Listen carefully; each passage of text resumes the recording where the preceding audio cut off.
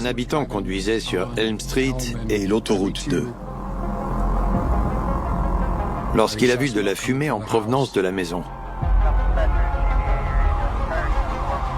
Les pompiers sont alors partis en intervention à bord de leur camion.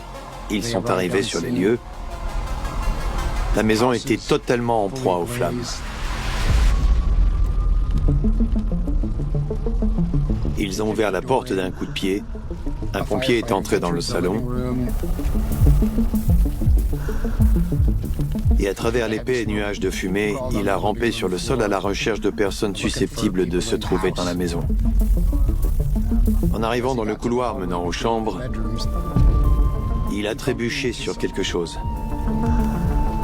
Il a soulevé la couverture pour voir ce qui se trouvait en dessous. Et alors il est apparu évident qu'un crime abominable s'était déroulé entre ces murs. Il est venu me trouver et il m'a pris à part pour me dire « C'est vraiment très bizarre là-dedans ». Oui, c'était une scène horrible.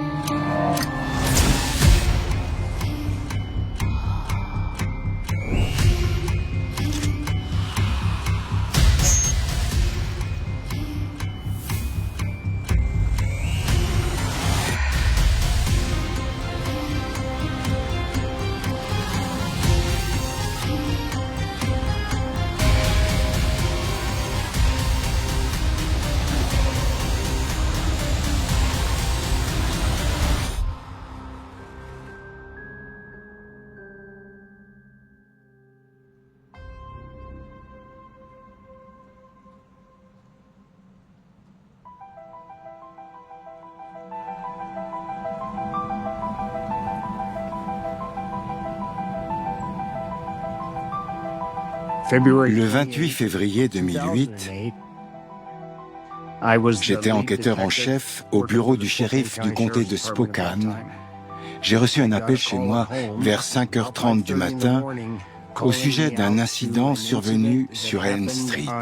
C'était totalement inhabituel. Alors, je ne savais pas vraiment à quoi m'attendre. Ça devait faire 5 mois que je travaillais en tant qu'enquêteur criminel. Je débutais, alors c'était assez intimidant.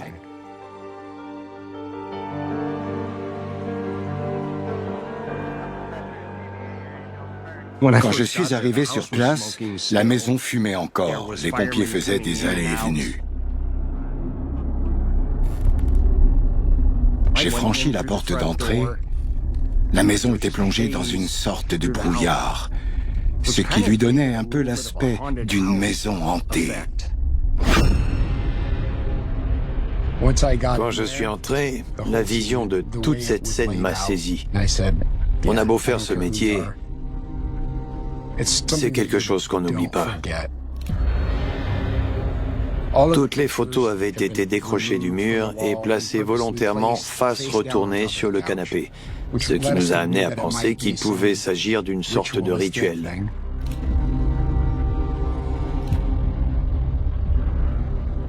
Il y avait du sang partout dans le couloir, des taches de sang partout sur le mur. Il était impossible d'entrer dans le couloir sans marcher dans une flaque de sang. Quand je suis arrivé au bout du couloir, j'ai vu le corps d'un homme encore partiellement recouvert d'une couverture et dans lequel était plantée une énorme épée.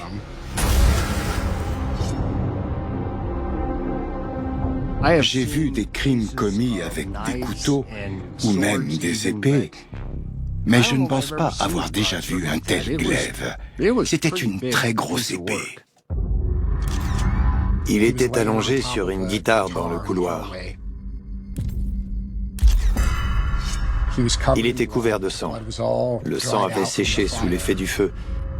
À ce moment-là, j'ai clairement pu voir une immense incision sur le côté de la tête, juste ici, et une immense incision sur le côté du cou. Je n'étais pas sûr que l'épée soit l'arme du meurtre, mais les blessures avaient été causées par un objet tranchant, comme un couteau.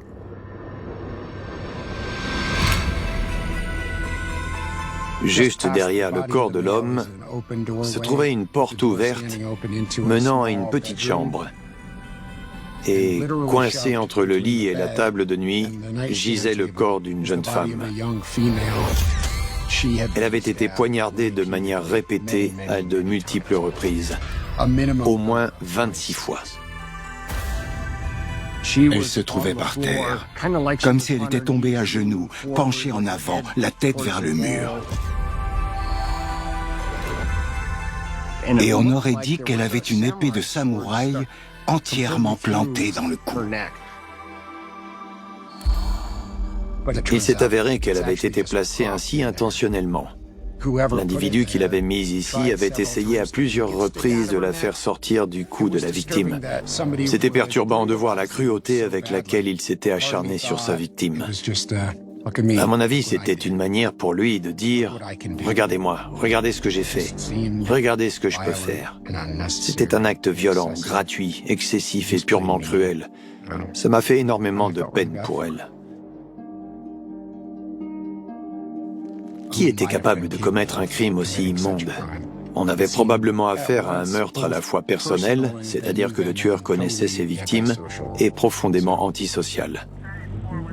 Je suis devenu plutôt doué dans l'art de compartimenter les choses. Je laisse mes émotions de côté pour traiter la scène de crime, parce que sinon, je ne pourrais pas faire mon travail. On n'appelle pas la police pour trouver une épaule sur laquelle s'épancher, c'est pas mon rôle. J'ai un boulot à accomplir. D'abord, je devais essayer d'identifier les corps, parce qu'on ignorait de qui il s'agissait.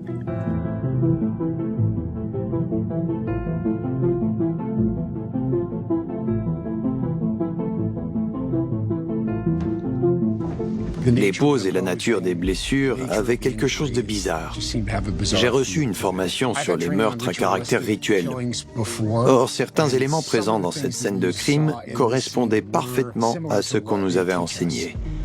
Des actes purement gratuits, commis sans aucune raison autre que la volonté de satisfaire leur auteur. La chef de la police scientifique est venue me dire « On a touché le jackpot ». Alors je lui ai répondu « Ah bon, raconte ». Et là, elle me sort « Il y a une empreinte digitale dans une trace de sang à l'intérieur de la porte de derrière ». Alors j'ai dit « Je veux trouver à qui elle appartient ». Cet élément allait me conduire à un suspect. C'est ce qu'on appelle une piste. On allait démonter la porte pour la remettre à la police scientifique afin que les techniciens relèvent l'empreinte digitale, prélèvent des échantillons de sang et fassent tout le nécessaire pour examiner cette porte sous toutes les coutures. Et on allait le faire maintenant. On a fini d'examiner la scène de crime dans la maison. Et à ce moment-là, Laurie, la propriétaire, est arrivée. Elle se tenait devant la maison calcinée. Elle était visiblement bouleversée. J'ai couru. Je crois que ma fille était là. On a couru jusqu'au ruban qui délimitait le périmètre. C'était inquiétant, c'était effrayant. Il y avait des policiers partout. L'un des agents s'est approché et il a demandé à parler à ma mère. C'était très bizarre. Il a posé une question très étrange. Il a demandé « Aviez-vous des armes dans la maison ?» Possédez-vous des couteaux et des épées? Je lui ai répondu « Pourquoi ?» Et il m'a dit « On veut juste savoir. » Alors j'ai précisé « Oui, l'un de mes fils les collectionne. Il les a accrochés à son mur. » Et il m'a répliqué « D'accord. » Puis ils sont partis. Et nous, on était là, complètement paniqués, à se demander pourquoi il m'avait posé cette question. Mon téléphone a sonné le matin de bonne heure. Je crois que c'était mon gendre, Ian. Il m'a dit « La maison de Elm Street est en feu. Il faut que tu viennes tout de suite. » Et là, ma fille Cathy m'a dit « Maman, il y a quelqu'un à l'intérieur. Il y a une personne décédée. » Alors on a réfléchi aux personnes susceptibles de se trouver à l'intérieur et on les rayait de notre liste quand on savait qu'elles étaient indemnes. En parlant avec Laurie, on avait appris que c'était elle qui vivait dans cette maison. Elle en était propriétaire. Son fils, Tanner, y habitait également. Une femme vivait en bas et elle avait à peu près le même âge que la femme que nous avions trouvée dans la chambre.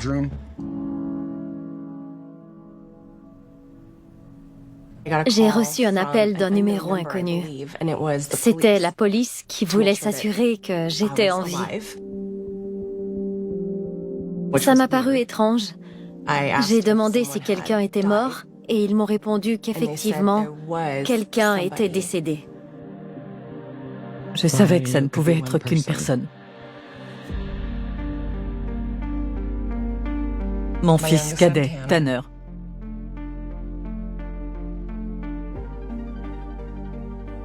Je me tenais derrière ma mère, à 1 mètre d'elle. Et elle s'est littéralement effondrée par terre. C'était très dur à voir.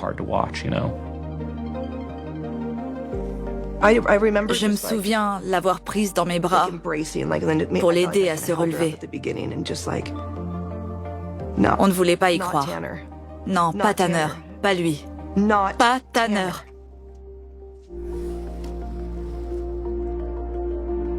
Ils ne voulaient pas que je sois là quand ils ont sorti la housse mortuaire, mais il le fallait. Il fallait que je sois là pour voir ça. Alors j'ai regardé, je les ai vus placer la housse dans la voiture, et je savais qui se trouvait à l'intérieur. C'était incompréhensible pour moi.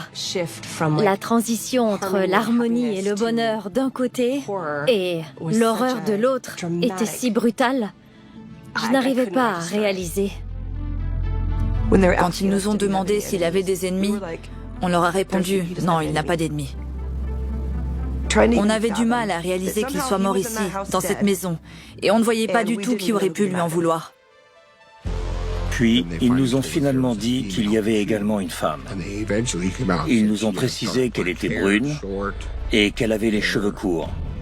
On n'avait aucune idée de qui il s'agissait. Alors je me suis creusé la cervelle. Je me posais beaucoup de questions et j'avais très peur. Je ne voyais pas qui pouvait se trouver dans la maison. Qui cela pouvait-il bien être?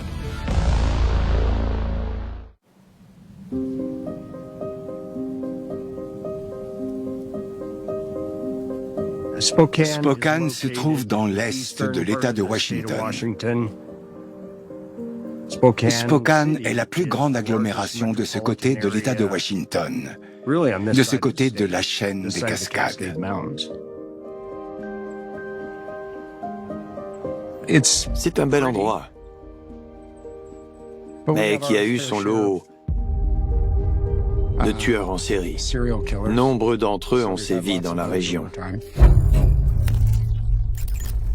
Le tueur de Green River à Seattle,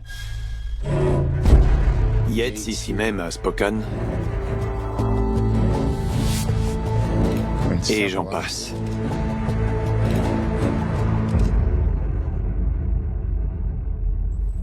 Donc c'est une belle région, mais nous avons aussi des tueurs en série. Souvent on tient à la population un discours que je n'approuve pas forcément. On dit aux habitants, bon, il y a eu ce meurtre, mais il n'y a aucune raison de s'inquiéter. Quelqu'un a été tué et on ne sait pas qui a fait ça. Le coupable peut très bien se promener dans la communauté comme n'importe qui. Peut-être que l'individu a tué cette personne pour une raison particulière. Peut-être qu'il l'a tué sans raison. Peut-être qu'il pourrait s'en prendre à vous.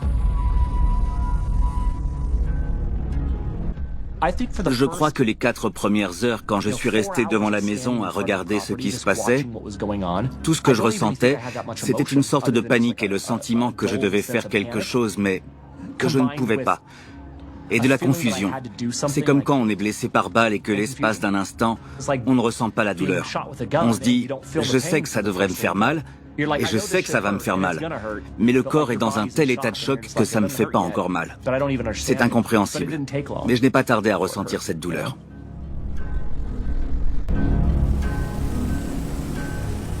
Le pire pour moi, c'est lorsque l'officier de police nous a dit de manière nonchalante « Au fait, il est possible que des gens ou des enfants entrent dans la maison sachant que c'est une scène de crime et ils risquent de fouiller les lieux, histoire de s'amuser. Vous feriez mieux de barricader la maison avec des planches et d'enlever toutes les affaires que vous voulez récupérer. Et voici une carte pour la société de nettoyage, parce que rien n'a été nettoyé. La violence qui s'était déroulée dans la maison était intacte. C'était une véritable scène de crime digne d'Halloween à l'intérieur. Contrairement à ce qu'on voit à la télé, où juste après un meurtre, les policiers résolvent l'affaire et menottent le coupable. En réalité, il se passe tout un tas de choses entre-temps pour les familles. Des choses que l'on n'imagine même pas. Et c'est ce que l'on a vécu lors des 24 heures suivantes.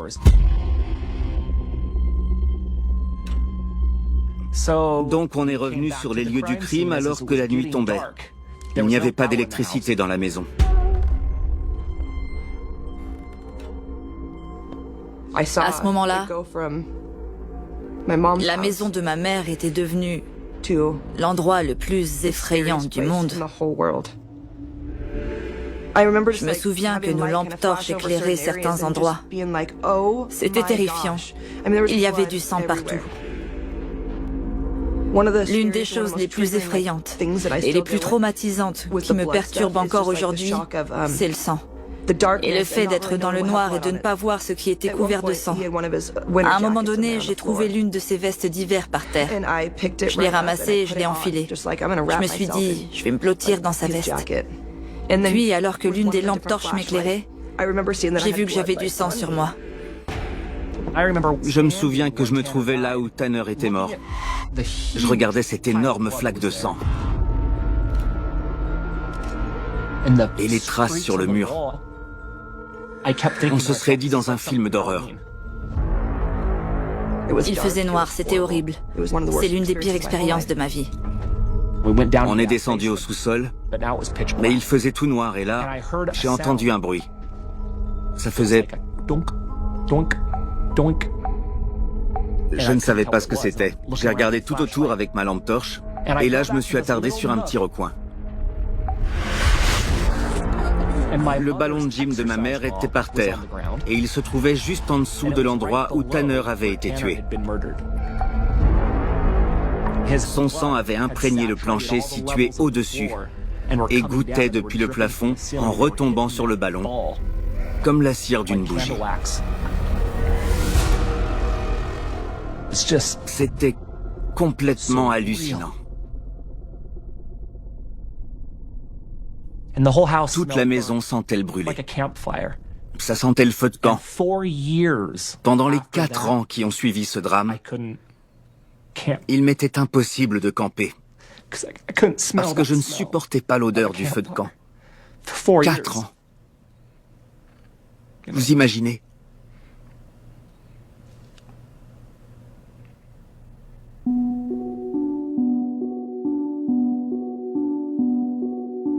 Tanner était notre cadet. C'était un fils formidable. On a beaucoup de souvenirs de lui. Sur la route? Oui, tu es sur la route. Il conduit, ma parole. On était devant chez mes parents à la campagne, là où j'ai passé mon enfance, et il voulait tout le temps s'asseoir sur mes genoux pour conduire. Maintenant, on va tout droit. Tu vois la route? Il faut tenir le volant. Va tout droit. Alors je lui disais, d'accord Tanner. Il avait environ 2 ans et demi. Tanner, regarde la route. Regarde où tu vas. Le plus drôle, c'était la réaction de ses frères et sœurs à l'arrière. Conduis-nous sur le pont. Surtout Cathy. Elle était en panique totale. Notre fille n'est pas très rassurée. C'est super de revoir ces images.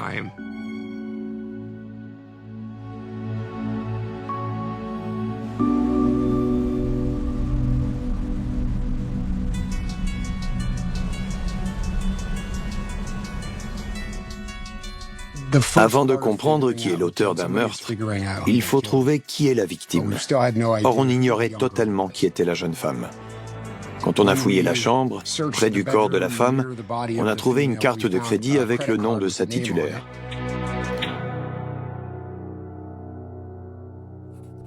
Il s'agissait d'une femme qui avait à peu près la même morphologie que la défunte. Je voulais savoir s'il s'agissait de la victime non identifiée. Je pouvais également affirmer que l'individu qui avait commis ces 2 meurtres s'était montré davantage violent envers la femme. La femme avait reçu plus de coups de couteau. Alors j'ai pensé que le coupable était probablement plus proche de la femme que de l'homme.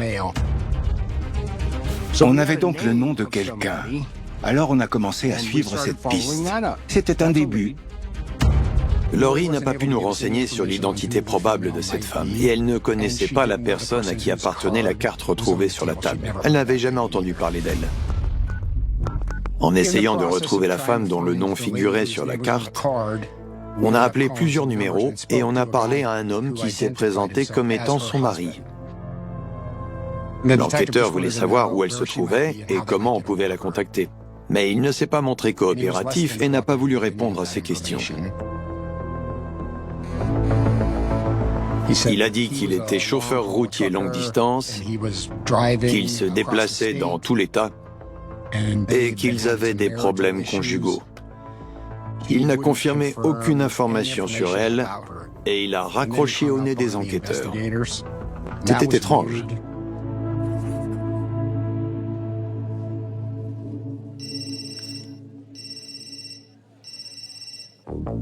Mais ensuite, la femme nous a appelés. Elle allait bien. J'imagine qu'elle a su par son mari qu'on la cherchait. Elle ne connaissait personne présent dans la maison. Elle ignorait comment sa carte s'était retrouvée là.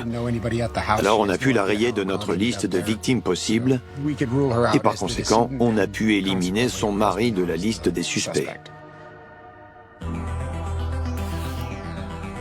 Pour déterminer l'identité de cette fille avec certitude, il était difficile de se baser uniquement sur son apparence physique, étant donné qu'elle était complètement défigurée. Ses empreintes digitales n'apparaissaient pas dans les fichiers, donc on ne pouvait pas l'identifier par ce biais comme on le fait habituellement. Il fallait que l'on trouve rapidement qui était cette personne. D'après ce que nous avions vu, il était clair que cet individu allait probablement récidiver. J'étais obligée de me poser des questions. Est-ce un tueur en série? Dois-je avoir peur de cet individu? Est-il toujours dans la nature? Va-t-il s'en prendre à moi parce que je n'étais pas à la maison? Ou à Laurie? Parce qu'on était des survivantes.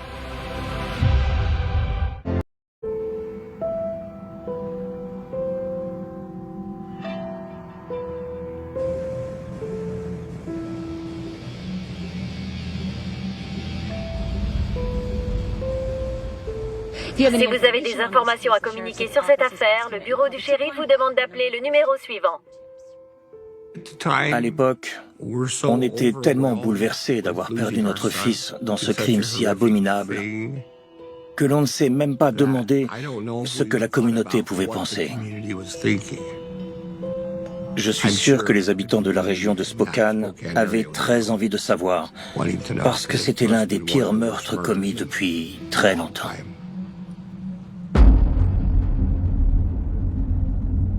On nous a informé que Tanner avait une ex-petite amie qui avait déclaré vouloir lui faire du mal. Tanner fréquentait une fille dont il était très proche à ce moment-là de sa vie. Il était évident qu'elle avait beaucoup de sentiments pour lui. Je sais que ce n'était pas réciproque, parce qu'il m'en avait parlé. Ça pouvait concorder avec ce qu'on avait vu. S'il s'agissait d'un crime passionnel, il n'était pas exclu qu'elle en soit l'autrice. On savait qu'ils se connaissaient. On savait qu'elle avait accès au lieu et qu'elle avait proféré des menaces. Alors, tous ces paramètres concordaient avec de nombreux aspects de cette affaire. En imaginant une relation toxique où le raisonnement de la personne aurait été « si je peux pas t'avoir comme petite amie, alors personne ne le pourra », elle correspondait au profil. Oui, c'était un scénario tout à fait plausible.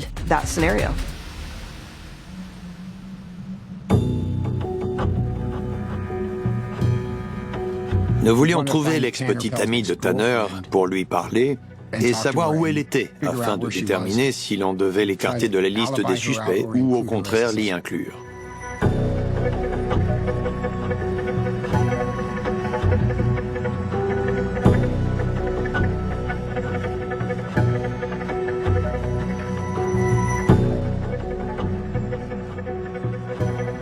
Le 26 février, je suis arrivée à la maison. Ce soir-là, Tanner recevait quelques-uns de ses amis, mais je n'en connaissais aucun. C'était typique de Tanner de ramener de nouvelles connaissances à la maison. Je crois que ce jeune homme venait d'arriver dans la région. Ça faisait environ une semaine qu'il avait emménagé dans le coin. Il travaillait dans le même restaurant que Tanner. Tanner me l'a présenté sous le nom de Justin. C'était de nuit avant les meurtres. Il est entré et il m'a dit « Maman, J'ai rencontré un type au travail qui vient de déménager de Las Vegas. Et il a ajouté, j'aimerais bien l'aider à se faire des amis. Je n'y ai pas vu d'inconvénient, parce que tous les amis de Tanner, je les adorais. Tous finissaient par m'appeler Maman Laurie. Alors j'ai très vite mentionné à la police le nom de Justin, uniquement parce que je ne le connaissais pas très bien. Parce que tous les autres amis que Tanner avait invités chez lui, je les avais déjà vus plusieurs fois. Il a fini par nous appeler pour nous dire « Je suis là, vous vouliez me parler ?» Alors les enquêteurs sont allés l'interroger.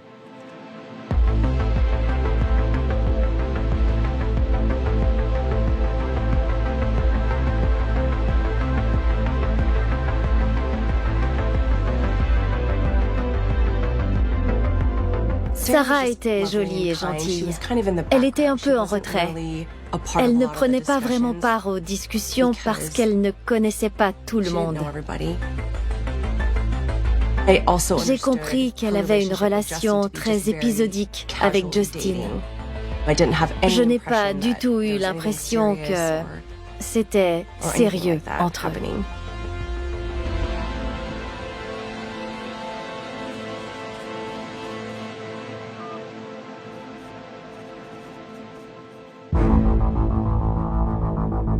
Je tenais à la trouver parce que je voulais savoir si c'était elle la victime non identifiée.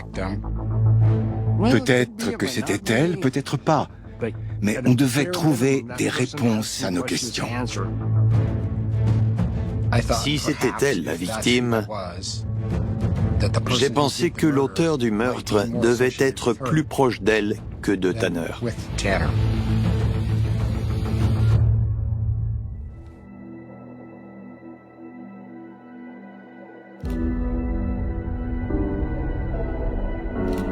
On a trouvé la voiture à Camelot, un petit quartier résidentiel au nord, sur la route de Newport, à quelques kilomètres.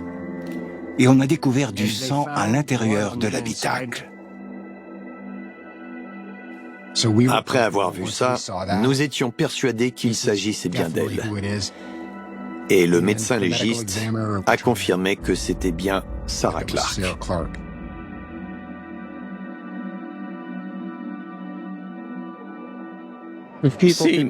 Si vous saviez tout ce qui est en train de se passer chez moi, eh bien, c'est incompréhensible. Elle était magnifique. Elle avait un très beau sourire, avec de grandes fossettes. On l'aimait tellement. C'était horrible. J'ai eu beaucoup de peine pour la famille de Sarah. Je me souviens plus des funérailles. Je n'ai que des bribes de souvenirs. Il faisait froid à Spokane, c'était l'hiver. Cameron, Cathy et moi sommes allés au funérarium. Sa tête reposait juste là. Il lui mettait des vêtements et je lui passais du gel dans les cheveux parce qu'il aimait se coiffer comme ça. Ses cheveux n'arrêtaient pas de sécher à cause du froid. Alors je reprenais du gel pour lui remodeler les cheveux. Et je n'arrêtais pas de lui mettre son après-rasage préféré parce que je savais qu'il aurait voulu sentir bon. Je lui ai mis sa chemise, je l'ai boutonnée une dernière fois et je l'ai embrassé. Il était beau.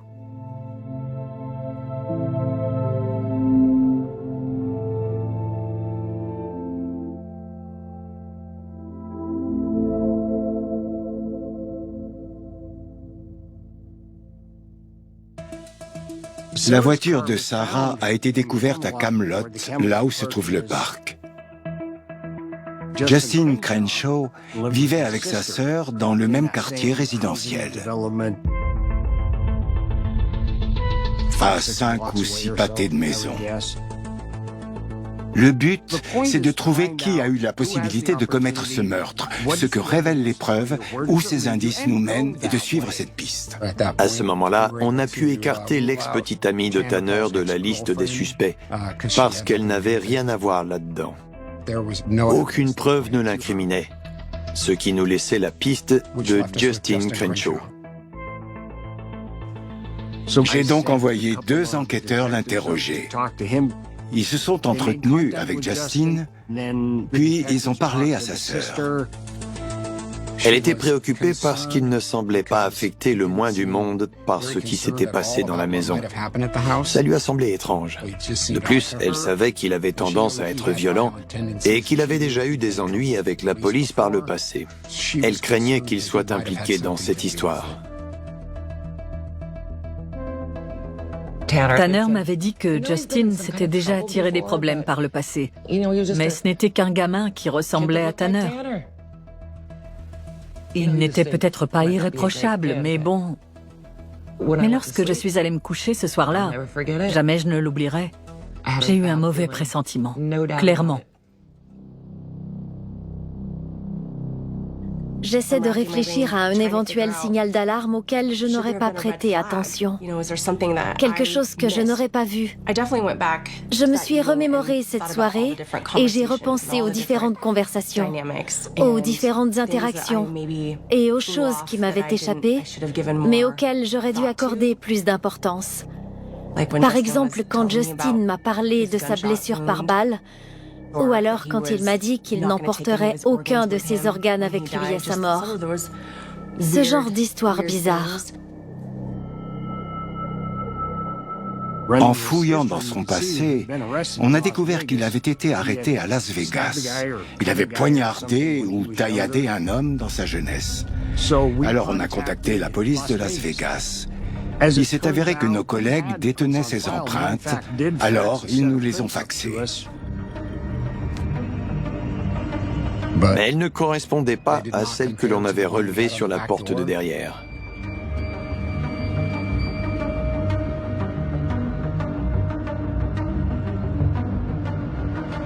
On savait qu'il avait une paire de chaussures noires. La famille de Justin a déclaré qu'il portait des chaussures noires quand il est parti, des Nike noires. Mais il a dit « Je n'ai pas de paire de Nike noires ». Et alors que les enquêteurs interrogeaient Justin, ils ont remarqué une petite blessure ici, une coupure sur le côté du doigt et une coupure sur le côté de la paume ici. Dans presque toutes les agressions violentes au couteau sur lesquelles j'ai enquêté, le couteau devient couvert de sang. Or, le sang est très visqueux et très glissant. Donc, il n'est pas rare qu'en poignardant leur victime, les criminels aient la main qui ripe sur le couteau et qu'ils se coupent. Le problème, c'est que ces empreintes n'étaient pas suffisamment nettes sur le fax pour établir une comparaison. Il fallait que l'on relève ces empreintes directement sur lui. Alors on a décidé de le retenir, de l'emmener en ville, de relever ses empreintes et d'obtenir une commission rogatoire pour analyser son ADN, ses vêtements, ses ongles, réaliser les photos, ce genre de choses. Comme ça, on aurait un relevé d'empreintes nettes pour les comparer aux empreintes recueillies à l'intérieur de la porte. C'est donc ce que l'on a fait. Pendant que l'on attendait, il a eu besoin d'aller aux toilettes. Et là, il s'est lavé les mains comme si sa vie en dépendait, 2 fois. C'est normal de se laver les mains après être allé aux toilettes, mais là, il s'adonnait à un lavage très minutieux, comme s'il s'apprêtait à entrer au bloc opératoire. Une fois les prélèvements effectués, il ne nous restait plus qu'à attendre les résultats. On pensait que c'était Crenshaw, le meurtrier, mais le doute subsistait. Si ça n'était pas lui, cet individu allait probablement récidiver.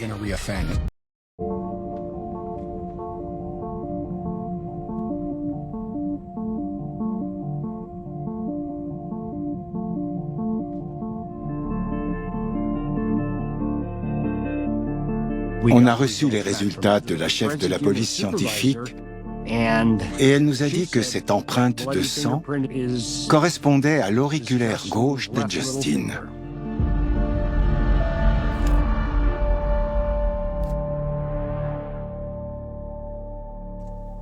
Ça y est, voilà. C'est ce que je cherchais.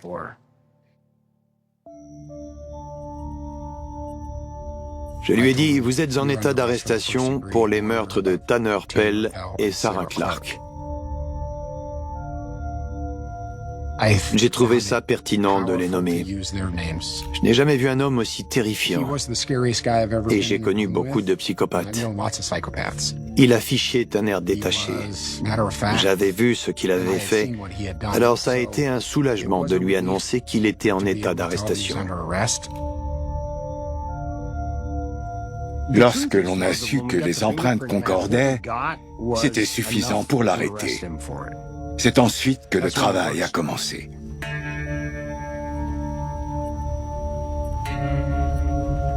Un officier de police a trouvé un couteau sur la route, à environ 1 kilomètre. Il se trouvait juste à mi-chemin entre le lieu du crime et Camelot, où vivait Justin. Il était couvert de sang et il s'agissait vraisemblablement de l'arme du crime. C'était incroyable. Il s'avère que c'était le couteau de cuisine préféré de Tanner.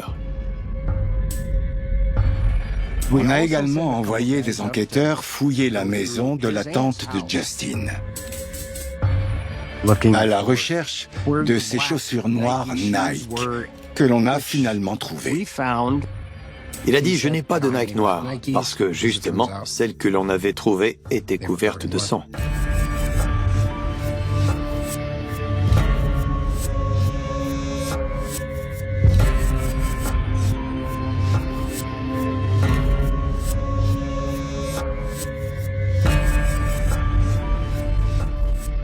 C'était une découverte cruciale. On tenait notre coupable.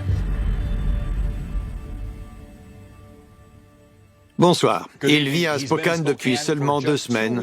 Mais ce soir, Justin Crenshaw se trouve en prison, accusé du meurtre de 2 personnes dans le nord de Spokane. Les 2 victimes avaient apparemment été tuées avec un outil tranchant. Justin Crenshaw n'a manifesté que peu, voire aucune réaction à la lecture des détails crus des accusations portées à son encontre. La juge lui a proposé 4 fois de prendre la parole, mais il a refusé de s'exprimer. Non merci, votre honneur. Je n'ai rien à dire.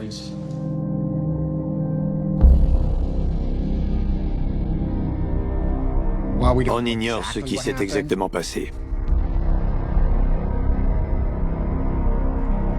Mais il semble que Justin Crenshaw était seul dans la chambre avec Sarah Clark et qu'une dispute a éclaté.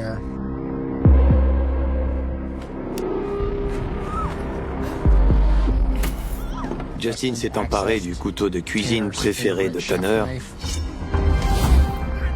et il s'est mis à poignarder Sarah. Tanner, qui était probablement en train de jouer de la guitare, a entendu le vacarme et il s'est dirigé vers la chambre pour venir en aide à la victime. C'est là que Justin Crenshaw l'a attaqué en le poignardant plusieurs fois pour le tuer. Puis Justin Crenshaw est retourné auprès de Sarah Clark pour finir de la tuer. Ensuite, il s'est longtemps attardé dans la maison.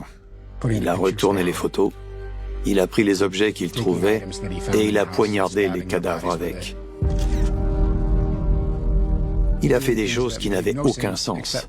De la violence gratuite dans le but de s'amuser et de satisfaire son plaisir personnel. Puis il a essayé d'incendier la maison parce qu'il savait qu'elle recelait de nombreuses preuves qui l'incrimineraient. Que peut-il bien passer par la tête de quelqu'un pour agir de la sorte? Difficile à savoir.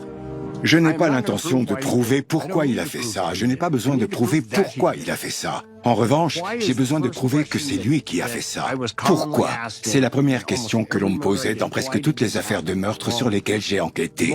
Pourquoi est-ce arrivé? Eh bien, la plupart du temps, je n'ai jamais découvert la raison de ces crimes. Parfois c'est la folie, parfois c'est la vengeance, parfois c'est l'amour. Le plus souvent, c'est parce que l'occasion se présente. Quand je lui ai parlé de ce qu'il avait fait, il était aussi impassible que si on avait parlé de football américain. Il avait presque décapité sa petite amie, il avait tué son meilleur ami, puis il avait planté des choses dans son corps sans raison, si ce n'est dans le seul but d'être violent. Et ça ne lui faisait rien, il était capable de tuer et n'éprouvait rien.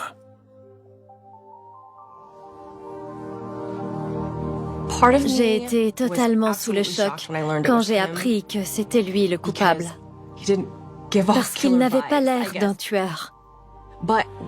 Mais très vite, la police m'a dit que Justin avait agi avec une telle violence et une telle méchanceté sans aucune raison que c'était véritablement une chance que je ne sois pas rentrée à la maison ce soir-là. Parce que je serais probablement morte à l'heure qu'il est.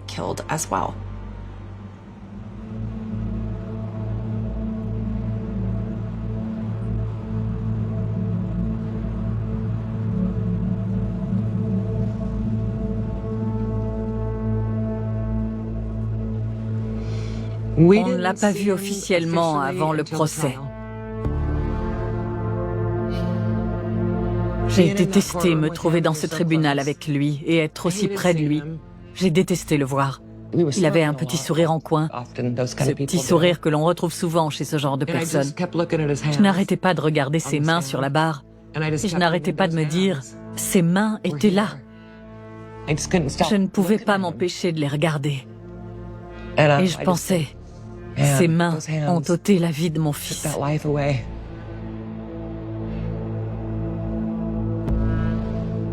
Ce jour-là, on partait et on devait passer par le même couloir que Crenshaw.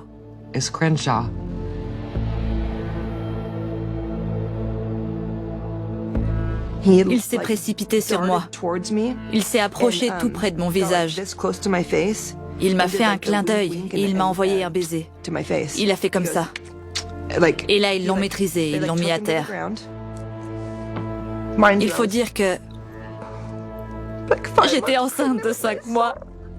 Alors je ne pouvais rien faire. Le procès a été horrible.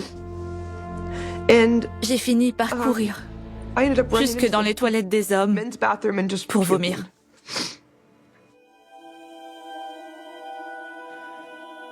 Justin Crenshaw a été reconnu coupable du meurtre aggravé avec préméditation de Sarah Clark et Tanner Pell. Et comme on ne pratique plus la peine de mort ici, dans l'État de Washington, il a été condamné à la prison à perpétuité sans possibilité de remise de peine. Il est donc incarcéré jusqu'à la fin de ses jours.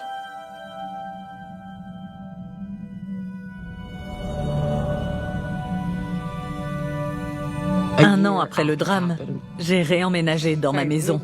Tout le monde me l'a déconseillé, mais je voulais être près de lui. Je veux qu'il soit là. Je veux lui parler tous les jours. Chacun se souvient de lui à sa façon. Et je crois que, comme moi, tout le monde veut qu'on garde de lui un beau souvenir. Maman, je t'aime très fort. Passe une magnifique journée.